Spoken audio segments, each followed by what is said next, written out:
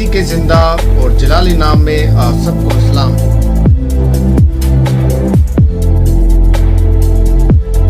आस्तर एक यहूदी लड़की थी जिसके माँ बाप बचपन ही में मर गए थे और इसके चाचाजाद भाई मर्दकी ने इसकी परवरिश की थी।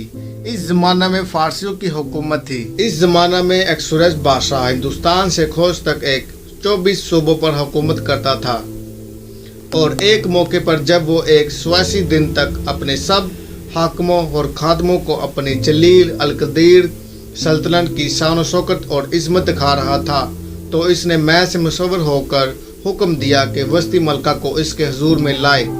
लेकिन अफसोस कि उसने बादशाह के हुक्म को टाल दिया और जिस्म में न आई। बादशाह बहुत गज़बनाक हुआ और उसने वस्ती मलका के मनसब से हटा दिया। बाद अपने दौड़ की हुस्ने जमील यहूदी लड़की आस्तर वस्ती की जगह मलका होने के लिए चुनेगी।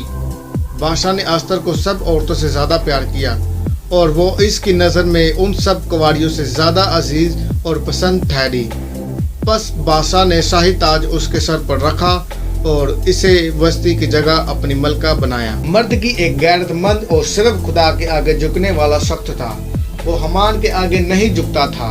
चुनाचा हमान न सिर्फ मर्द की बल्कि तमाम यहूदी कौम को हलाक करना चाहता था। इसने बादशाह से वादा कर रखा था कि अगर वो यहूदियों को हलाक करवा दे तो वो शाही खजाने में बहुत सी रकम जमा करवाएगा। जब ये खबर आस्तर तक पहुंची तो वो बहुत गमगीन हुई और यहूदी होने के नाते अपनी कौम को बचाने के लिए अपनी जान तक देने के लिए रजामंद होगी। जब इस शाही फरमान पर बादशाह की अंगूठी की मोड़ की गई कि 12वें महीने यानी उधार महीने की 13वीं तारीख को सब यहूदियों को क्या जवान क्या बूढ़े क्या बच्चे क्या औरतें एक ही दिन में हलाक और कत्ल करे, इन्हें नाबूद कर दे और इनका माल लूट ले, तो सब यहूदियों के दरमियान बड़ा मातम हुआ और बेहतरे टाट पहने राख में बढ़ गए। और मर्दगी ने आस्तर को कहला भेजा कि वो बादशाह के हुजूर में जाकर रहम की दरख्वास्त करे। यूं आस्तर ने शोषण के यहूदियों को कहला भेजा कि मेरे लिए 3 दिन का रोजा रखो। इधर आस्तर मलका और उसकी सहेलियों ने भी 3 दिन का रोजा रखा और खुदा ने मेहरबानी की और यहूदियों के लिए खलासी और नजात आस्तर के वसीला से आई। जब आस्तर बादशाह के हुजूर में बिन बुलाए चलेगी तो बादशाह ने सनहाला अज़ा इसकी तरफ बढ़ाया और आस्तर से पूछा गया कि तू क्या चाहती है और तेरी क्या दरख्वास्त है। इसने कहा कि हमान को साथ लेकर आज इस जश्न में तशरीफ लाए जो मैंने तैयार किया है। यूं दावत के मौके पर आस्तर ने नहायत अक्लमंदी से हमान को मुखालफत, दुश्मन और खबीस करार दिया।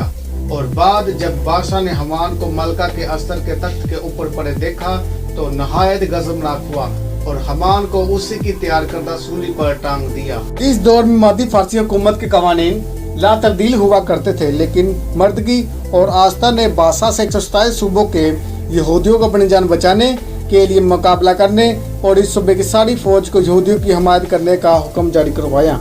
यूं वो जो हलाकत का दिन था यहूदियों के लिए खुशी, सादमानी और ईद का दिन बन गया। इस दिन बेहतरे लोग यहूदी हो गए क्योंकि यहूदियों का खौफ इन पर छा गया था और इसी दिन की यादगारी के लिए ईद पूरी मुकर्रर की गई कि नस्ल दर नस्ल इस ईद को मनाया जाता रहे।